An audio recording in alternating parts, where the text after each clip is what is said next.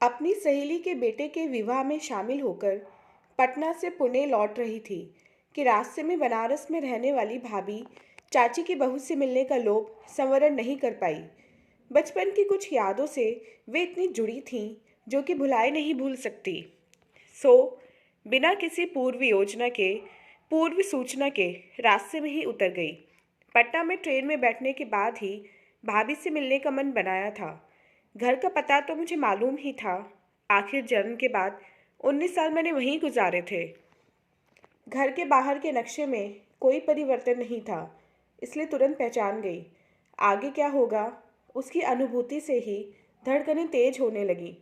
Doorbell बजाई, दरवाज़ा खुला। सामने भाभी खड़ी थी। बालों में बहुत सफ़ेदी आ गई थी, लेकिन मुझे पहचानने में दिक्कत नहीं हुई। उनको देखकर मेरे चेहरे पर मुस्कान तैर गई,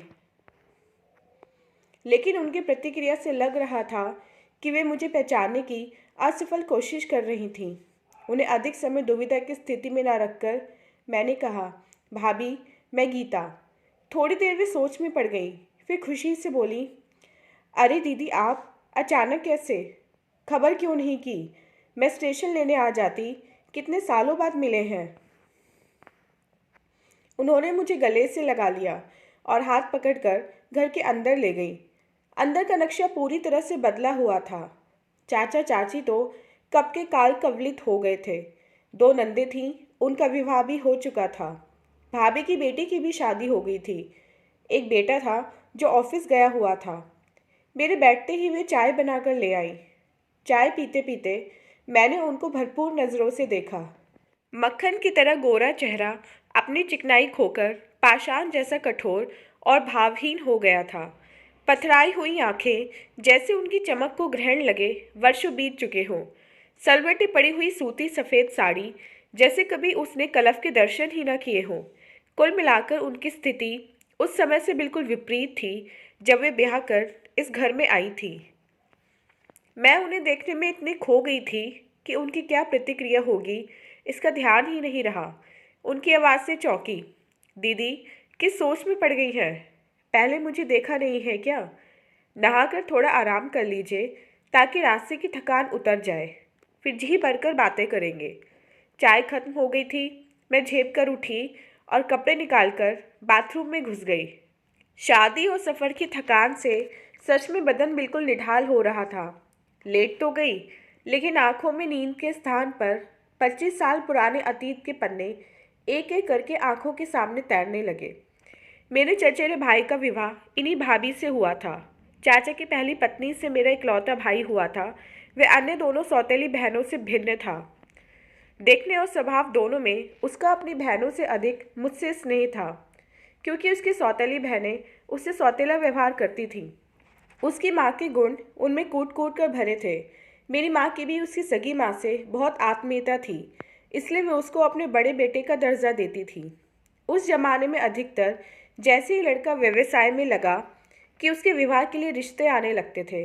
भाई एक तो बहुत मनमोहक व्यक्तित्व का मालिक था, दूसरा उसने चाचा के व्यवसाय को भी संभाल लिया था। इसलिए जब भाभी के परिवार की ओर से विवाह का प्रस्ताव आया तो चाचा मना नहीं कर पाए। देखते ही देखते विवाह का दिन भी आ गया। उन दिन औरतें बारात में नहीं जाया करती थीं। हम बेसब्री से भाभी के आने की प्रतीक्षा करने लगे। आखिर इंतज़ार की घड़ियां समाप्त हुई और लंबा घूंघट काढ़े भाभी भाई के पीछे पीछे आ गई। चाची ने उन्हें औरतों के झुंड के बीचों बीच बिठा दिया। मुंह दिखाई की रस्म अदायगी शुरू हो गई।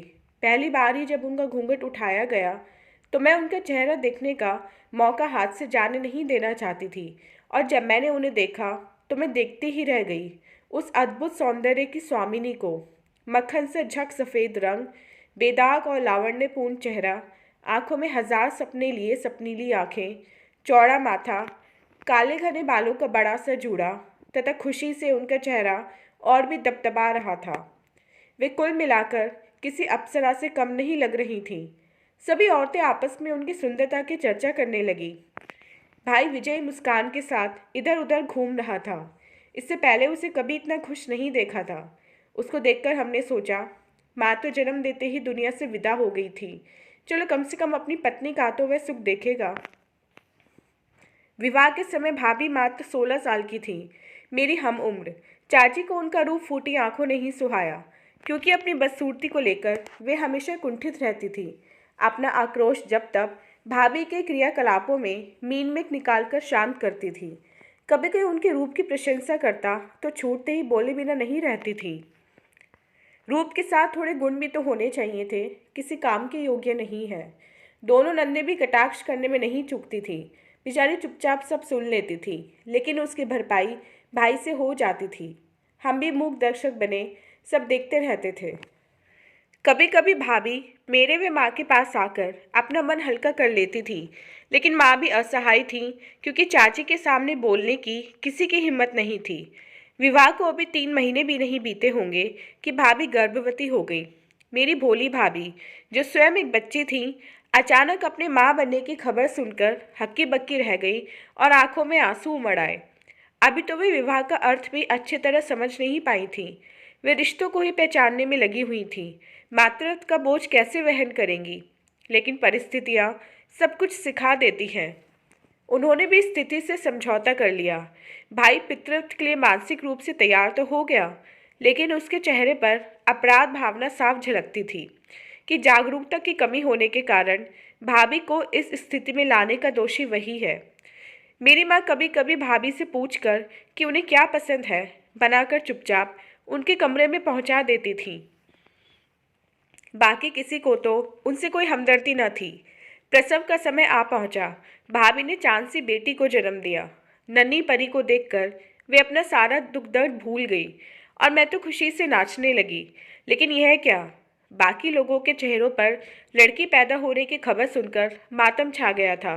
भाभी के नंदे और चाची सभी तो स्त्री हैं और उनकी अपनी भी तो 2 बेटियां ही हैं। फिर ऐसा क्यों? मातृत्व से गौरवान्वित होकर भाभी और भी सुडौल व सुंदर दिखने लगी थी। बेटी तो जैसे उनको मन बहलाने का खिलौना मिल गई थी। कई बार तो वे उसे खिलाते खिलाते गुनगुनाने लगती थी। अब उनके ऊपर किसी भी तानों का कोई प्रभाव नहीं पड़ता था। माँ बनते ही औरत कितनी आत्मविश्वास और आत्मसम्मान से पूर्ण हो जाती है, उसका उदाहरण भाभी के रूप में मेरे सामने था। अब वे अपने प्रति गलत व्यवहार की प्रतिक्रिया स्वरूप प्रतिरोध भी करने लगी थी। इसमें मेरे भाई का भी सहयोग था, जिससे हमें बहुत सुखद अनुभूति होती थी। इसी तरह समय बीतने लगा और भाभी की बेटी 3 साल की हो गई तो फिर से उनके गर्भवती होने का पता चला, और इस बार भाभी की प्रतिक्रिया पिछली बार से एकदम विपरीत थी। परिस्थितियों ने और समय ने उनको काफ़ी परिपक्व बना दिया था। गर्भ को 7 महीने बीत गए और अचानक हृदय विदारक सूचना मिली कि भाई के घर लौटते हुए सड़क दुर्घटना में मृत्यु हो गई है। यह अनहोनी सुनकर सभी लोग स्तंभित रह गए। कोई भाभी को मनहूस बता रहा था तो कोई अजन्मे बच्चे को कोस रहा था कि पैदा होने से पहले ही बाप को खा गया।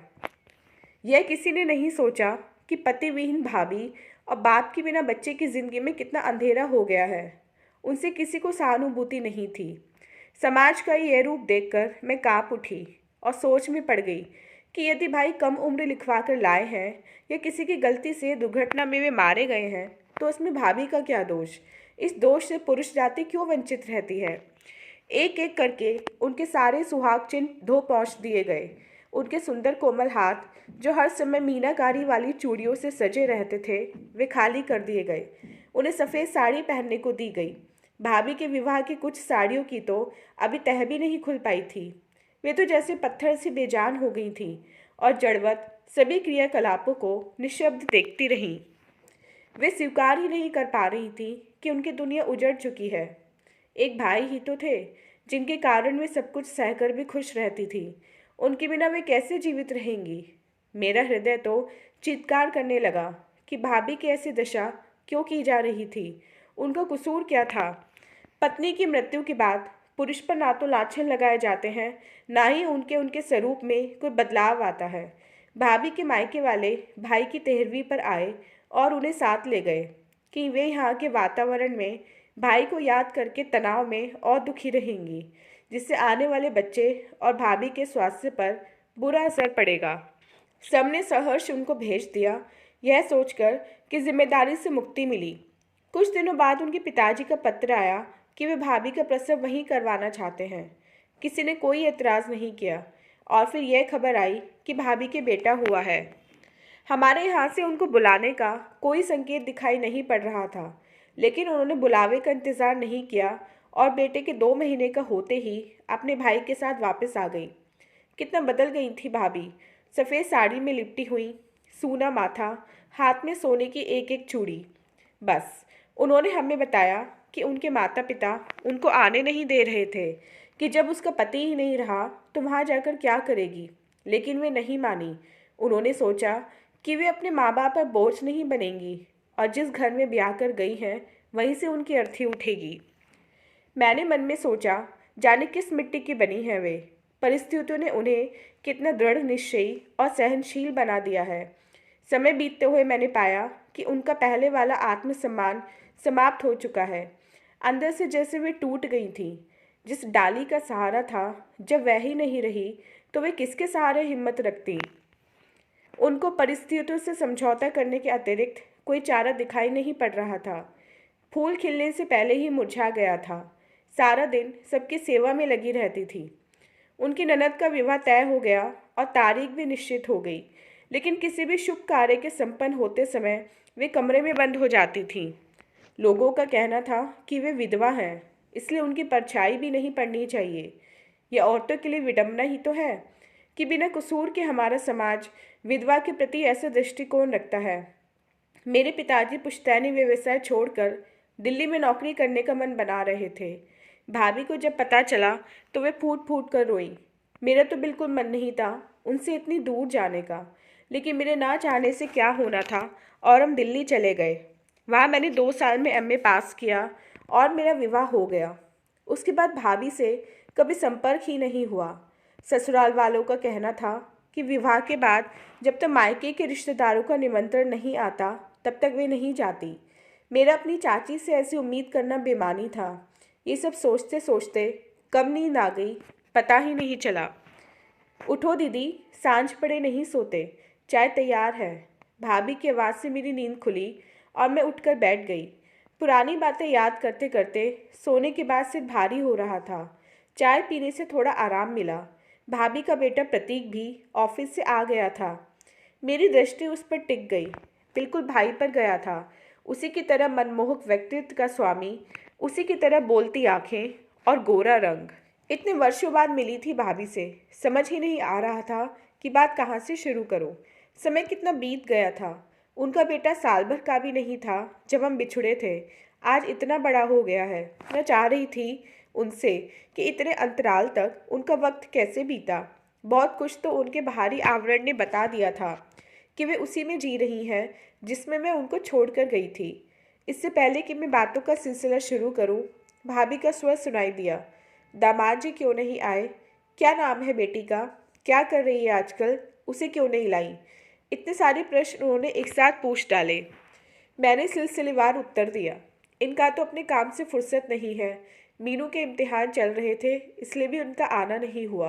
वैसे भी मेरी सहेली के बेटे की शादी थी, इनका आना ज़रूरी भी नहीं था। और भाभी, आप कैसी हो?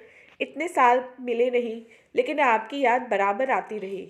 आपकी बेटी के विवाह में भी चाची ने नहीं बुलाया। मेरा बहुत मन था आने का। कैसी है वह? मैंने सोचने में और समय बर्बाद ना करते हुए पूछा। क्या करती मैं? अपनी बेटी की शादी में भी औरों पर आश्रित थी।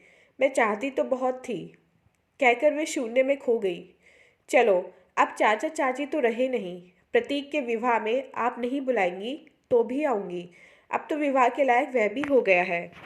मैं भी अपनी जिम्मेदारी से मुक्त होना चाह रही हूँ। उन्होंने संक्षिप्त उत्तर देते हुए लंबी सांस ली। एक बात पूछूं भाभी, आपको भाई की याद तो बहुत आती होगी। मैंने सकुचाते हुए उन्हें टटोला। हाँ दीदी, लेकिन यादों के सहारे कब तक जी सकते हैं? जीवन की कड़वी सच्चाइयाँ यादों के सहारे तो नहीं झेली जाती। अकेली औरत का जीवन कितना दूभर होता है। बिना किसी के सहारे के जीना भी तो बहुत कठिन है। वे तो चले गए, लेकिन मुझे तो सारी जिम्मेदारी अकेले संभालनी पड़ी। अंदर से रोती थी और बच्चों के सामने हंसती थी कि उनका मन दुखी न हो, वे अपने को अनाथ न समझें। एक सांस में वे बोली, जैसे उन्हें कोई अपना मिला दिल हल्का करने के लिए। हाँ भाभी, आप सही हैं।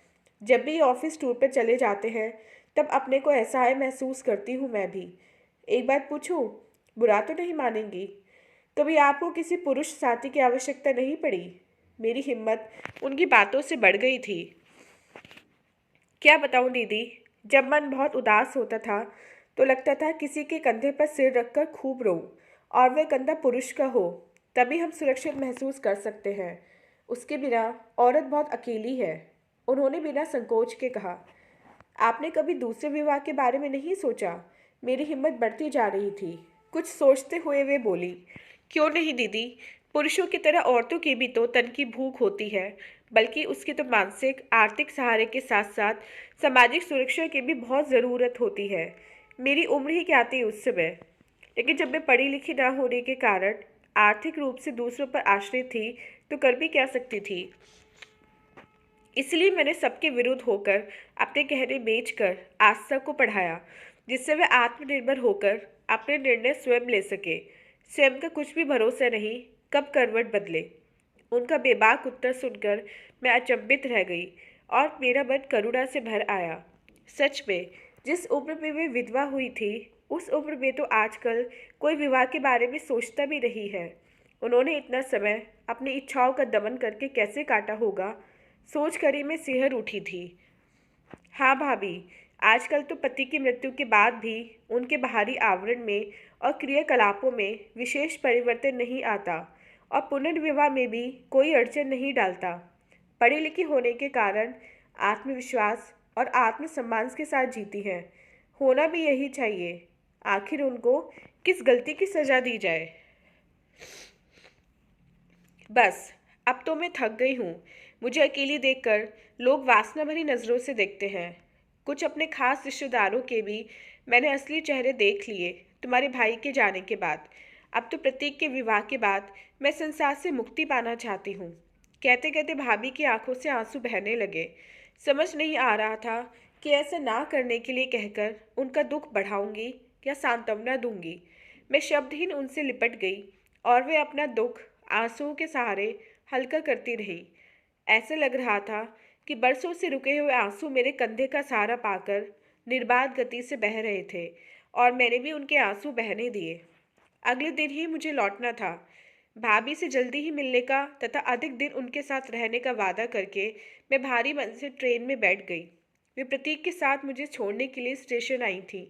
ट्रेन के दरवाजे पर खड़े होकर हाथ हिलाते हुए उनके चेहरे की चमक देखकर मुझे सुकून मिला कि चलो, मैंने उनसे मिलकर उनके मन का बोझ तो हल्का किया।